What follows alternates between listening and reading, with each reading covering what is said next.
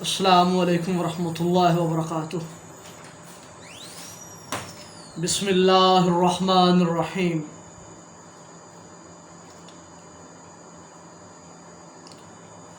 ناظرین اکرام، سیرت نبی چینل میں آپ کو خوش آمدید کہتے ہیں۔ اس میں ہم نے پیارے نبی صلی اللہ علیہ وآلہ وسلم کی سیرت طیبہ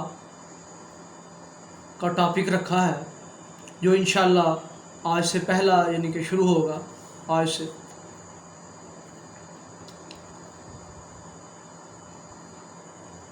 سیرت نبی پر بہت سی کتابیں لکھی جا چکی ہیں،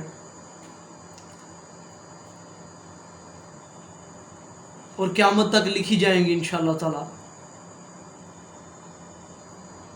اور اس کی کوئی حد مقرر نہیں، یہ لامحدود ہے سیرت نبی صلی اللہ علیہ وآلہ وسلم۔ اور ہمیں پیارے نبی صلی اللہ علیہ وآلہ وسلم کی زندگی کے مطابق زندگی گزارنے کے لیے ان کی سیرت کے بارے میں مکمل آگاہی ہونا لازمی ہے۔ قرآن پاک میں بھی اللہ تعالیٰ نے فرمایا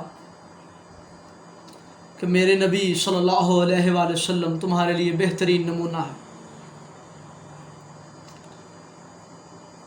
پیارے نبی صلی اللہ علیہ وآلہ وسلم ساری انسانیت کے لیے انسان کے ہر شعبے میں رہنمائی کا درس دیتے ہیں۔ آج آپ کے سامنے پیارے نبی صلی اللہ علیہ وآلہ وسلم کے خاندان، مبارک خاندان کے بارے میں بیان ہوگا۔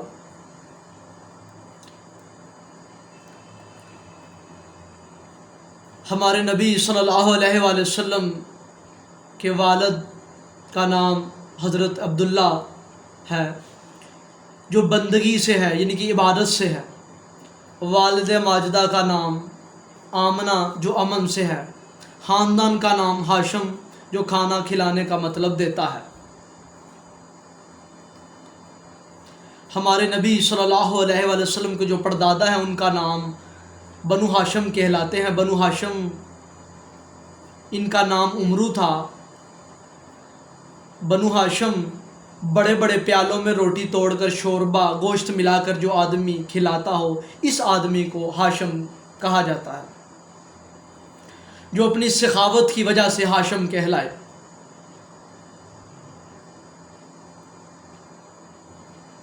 تو خاندانی جو نام ملا وہ ہاشم، ہاشمی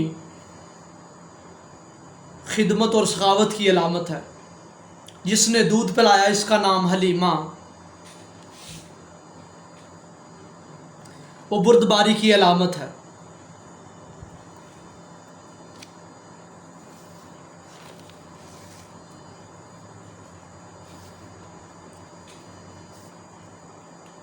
یہ 80 والد ہیں جو حضور پاک صلی اللہ علیہ وآلہ وسلم کے والد مبارک حضرت عبداللہ سے لے کر آدم علیہ السلام تک چلے ہیں۔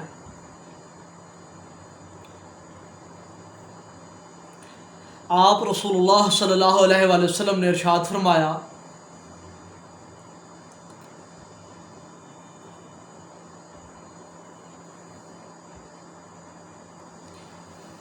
کہ میرا کوئی باپ بدکار نہیں، یعنی کہ کوئی باپ زانی نہیں ہے۔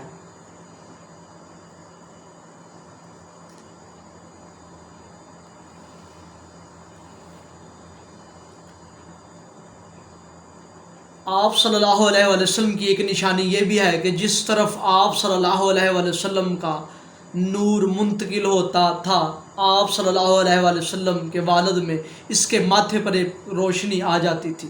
مسلسل وہ روشنی چلتی رہی اور حضرت عبداللہ پر آ کر تھمی۔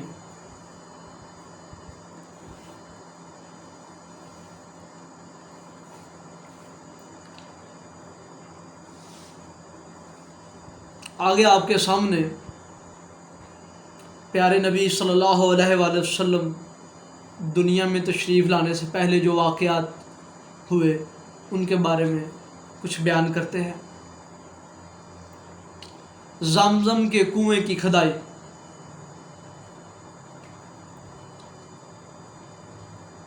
عبد المطلب کے بیٹے تھے حارث، سب سے بڑے تھے، 10 بیٹے تھے عبد المطلب کے۔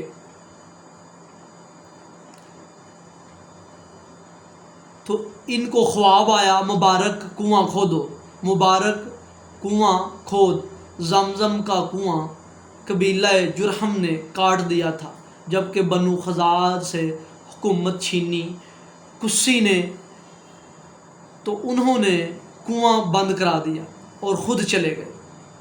تو عبد المطلب کو خواب آیا کہ مبارک کنواں کھود۔ انہوں نے کہا کہاں ہے کہاں ہے؟ کہا کل کوا ایک جگہ چونچ مارے گا، وہاں کھدائی کرو۔ حرم میں جا کر بیٹھ گئے، ایک کوا آیا، اس نے 2-3 چونچ ماری اور اڑ گیا۔ تو انہوں نے قریش کو کہا آؤ یہاں کنواں کھودیں۔ انہوں نے کہا ہمارا دماغ خراب ہے، پتھر پھاڑے۔ انہوں نے اپنے بیٹے کو لے لیا، دونوں باپ بیٹا کھود کھود کر تھک جاتے، کوئی ساتھ نہ دیتا، تو کہنے لگے وہ بھی کوئی آدمی ہے جس کی اولاد نہ ہو۔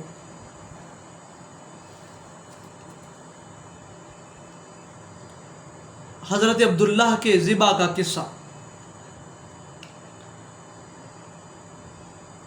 انہوں نے کہا اگر میرے 10 بیٹے ہوئے، یعنی کہ حضرت عبد المطلب نے کہا، تو میں ایک کو اللہ کے نام پر ذبح کروں گا۔ تو اللہ تعالیٰ نے 10 پورے کر دیے۔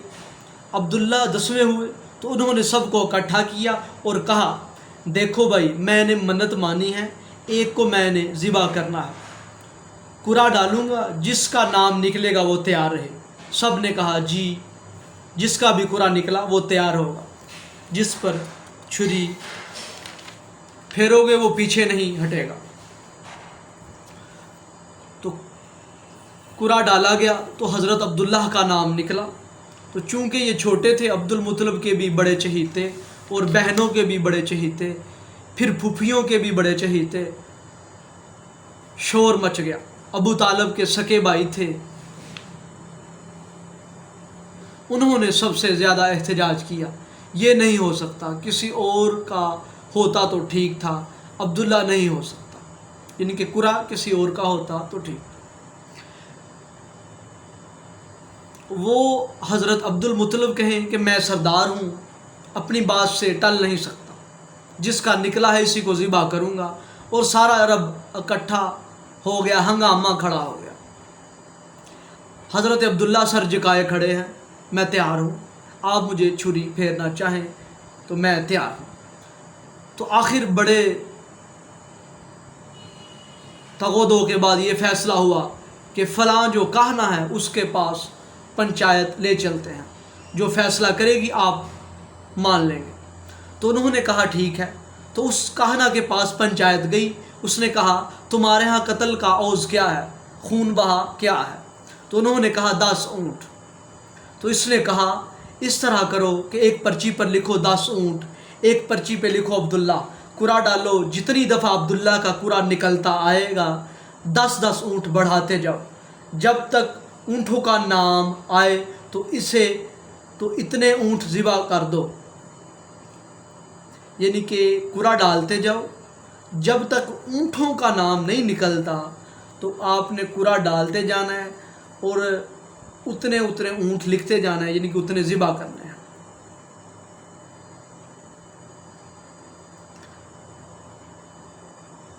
تو یہ بات سب نے پسند کی، ایک پر حضرت عبداللہ پر، ایک پر حضرت عبداللہ، ایک پر 10 اونٹ قرعہ ڈالا۔ حضرت عبداللہ کا نام نکل آیا، 10 بڑھا دیے، پھر قرعہ ڈالا، پھر حضرت عبداللہ کا نام نکل آیا، 10 بڑھا دیے، پھر قرعہ ڈالا، پھر حضرت عبداللہ کا نام نکل آیا، نام 10 کر کے 100 ہو گئے۔ جب 100 ہو گئے تو قرعہ ڈالا تو اونٹوں کا نام نکل آیا۔ سب نے کہا الحمدللہ ٹھیک ہوا۔ حضرت عبد المطلب نے کہا نہیں میں دوبارہ کروں گا۔ عبد المطلب بولے میں دوبارہ کروں گا۔ دوبارہ قرعہ ڈالا تو دوبارہ اونٹوں کا نام نکلا۔ کہا نہیں ایک دفعہ اور کروں گا۔ تیسری دفعہ اونٹوں کا قرا نکلا تو اس طرح 100 اونٹ ذبح کیے گئے. حضرت عبداللہ کی جان بچ گئی اور اس کے بعد عرب میں خون کی قیمت 100 اونٹ قرار دے دی گئی. اسی لیے آپ صلی اللہ علیہ وآلہ وسلم کا ارشاد ہے کہ میں 2 ذبیح کا بیٹا ہوں. ایک حضرت اسماعیل ذبیح اللہ، ایک عبداللہ ذبیح اللہ. آج کے لیے اتنا ہی. نیکسٹ سبق کے ساتھ انشاءاللہ پھر حاضر ہوں گے. السلام علیکم ورحمۃ اللہ وبرکاتہ.